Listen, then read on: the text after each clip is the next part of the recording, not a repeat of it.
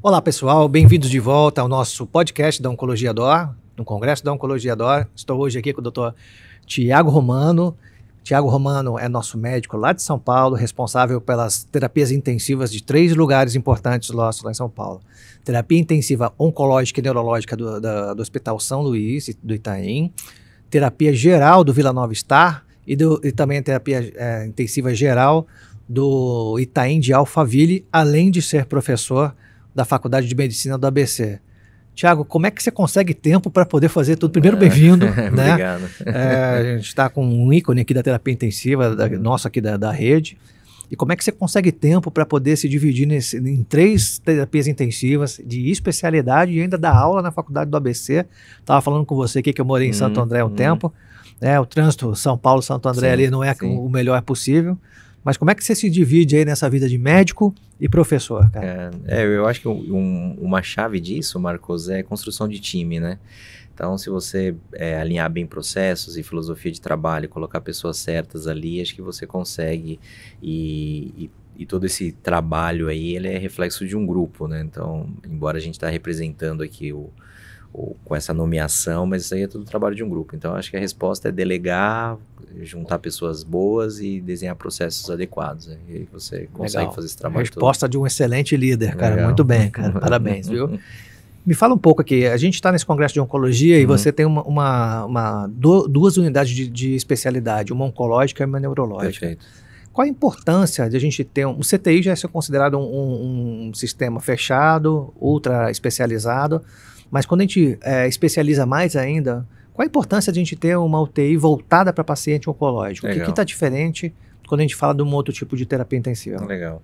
Olha, Marcos, se a gente for ver, por exemplo, a história do oncointensivismo das últimas décadas, a gente tinha, começo da década de 80, década de 90, algo como proibitivo o paciente oncológico no ambiente de terapia intensiva, né? Então, aqui você estava conversando sobre uma mortalidade de 80%, 90% desses pacientes.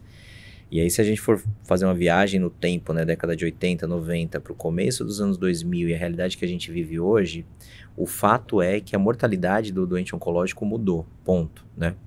E hoje a gente sabe que o desfecho do paciente oncológico ele é muito mais atribuído às disfunções orgânicas e ao diagnóstico dele de admissão da UTI do que propriamente a característica do câncer. Então, o primeiro mudança de modelo mental aí do grupo de UTI tem que entender que o paciente oncológico é um paciente com potencial de sobrevida como qualquer outro doente, né? A doença oncológica per se não é um fator de limitação ou avanço de suporte, e sim o grau de disfunção orgânica. Acho que esse é o primeiro ponto.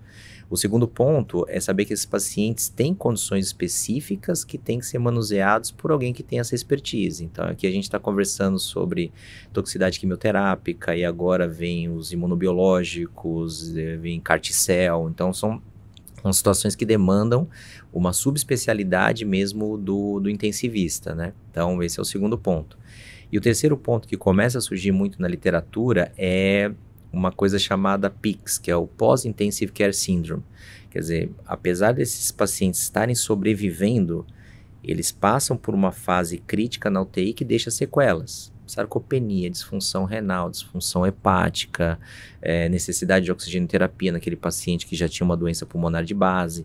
E aí a gente entender que como a gente está devolvendo esses pacientes para o oncologista e para a sociedade impacta no cuidado oncológico deles a médio e longo prazo. Exatamente. Então, hoje a gente sabe que aquele paciente que faz uma injúria renal aguda, por exemplo, no ambiente de terapia intensiva e sai com uma creatinina alterada, na semana seguinte, quando ele senta na frente do oncologista, talvez o oncologista não consiga fazer o primeiro tratamento de excelência, tem que fazer uma adaptação, um ajuste de dose, né?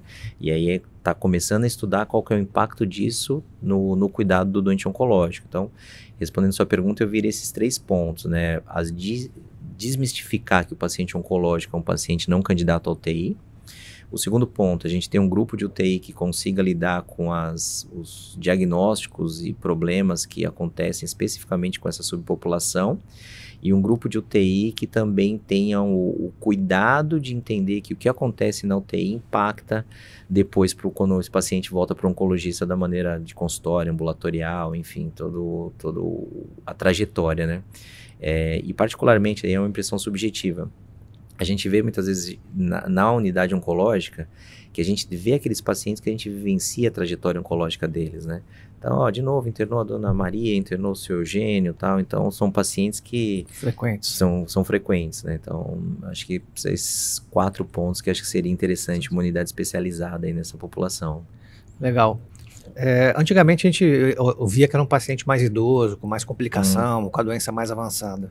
E os diagnósticos cada vez estão sendo mais precoces. Perfeito. Está havendo esse impacto na terapia intensiva também? Vocês percebem esse paciente mais jovem internando na UTI e ele é tão grave quanto o mais idoso? Como você vê a diferença desses dois perfis de paciente oncológico? Perfeito. Até dados de literatura trazem pra gente isso, assim, que o índice de comorbidade do doente, que é o Charlson, ele tem impacto na sobrevida desses doentes oncológicos. Então, sim, quanto maior comorbidade, pior o desfecho. Esse é um ponto.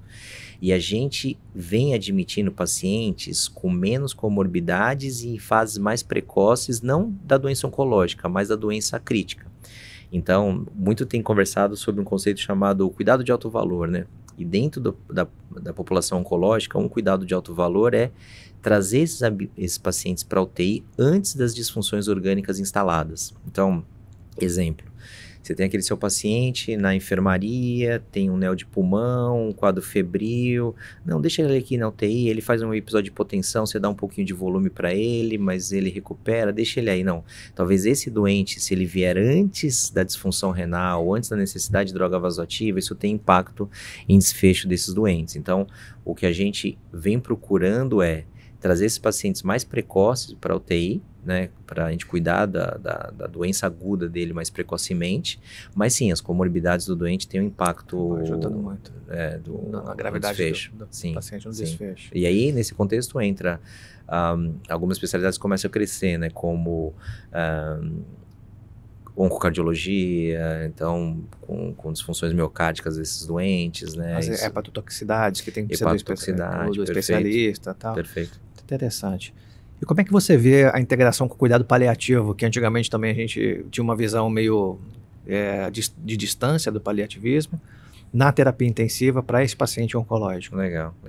Eu acho que um dos primeiros pontos, assim, do ponto de vista de literatura que trouxe essa luz para a gente foi um estudo publicado no New England mostrando acompanhamento de pacientes com câncer de pulmão, né? E, curiosamente, anedoticamente, com impacto em sobrevida naqueles pacientes que eram acompanhados pelo cuidado paliativo. então, isso foi, mas o que é essa história, assim, né? Em terapia intensiva, a gente procura chamá-los com foco em controle de sintomas, né? Então, em um determinado momento da trajetória desses doentes, a gente começa a perder um pouco a luta pela doença e os sintomas começam a prevalecer. E aí tem que entender qual que é esse timing de mudar o foco para maior controle de sintoma do que para controle de doença, né? Os oncologistas fazem isso de uma maneira muito, muito suave, assim, eles percebem isso e existe um grupo de apoio. Então, a gente vem vivenciando uma maior realidade de grupos de cuidados paliativos, sim. E até movimentação dentro da rede, né, de hospitais com grupos específicos, grupos subsidiados pelo hospital. Então, é uma realidade que acho que não vai dar para segurar isso, não dá para fugir disso, né? Para finalizar, Thiago, se você tivesse que falar alguma coisa importante deste congresso em relação a esse movimento de a gente colocar a terapia intensiva como um foco importante do paciente oncológico. Eu deixaria uma mensagem que é o seguinte, Marcos. Acho que a missão da terapia intensiva no paciente oncológico é, até o momento, a sobrevida desses doentes, né? Então, o oncologista quer colocar o doente lá e batalhar pela vida dele, e isso eu acho que a gente vem conseguindo entregar nas últimas décadas. Só que a gente tem que começar a ter um olhar para o que isso tudo está impactando no combate da doença oncológica a médio e longo prazo. E com sinergia entre o intensivista e o oncologista, a gente começar a pensar em estratégias de entregar esse doente em condições para combater o câncer depois que ele sai da UTI. E voltar reabilitado para casa na melhor capacidade possível. Isso aí. Importante. Thiago, só tenho te agradecer, falar contigo é sempre um prazer, obrigado, cara, você é calmo para falar, explica muito bem, cara, não é à toa que você é professor, além de ter um grupo grande sob sua liderança, parabéns pelo trabalho que você vem fazendo lá, espero que você aproveite bastante o nosso congresso aqui, e obrigado por estar com a gente. Obrigado, Marcos, obrigado e parabéns pelo projeto aí do podcast. Obrigado. Bom, pessoal, obrigado. Esperamos ver vocês em breve, mais uma vez aqui, no nosso podcast da Oncologia do Ar. Abraço.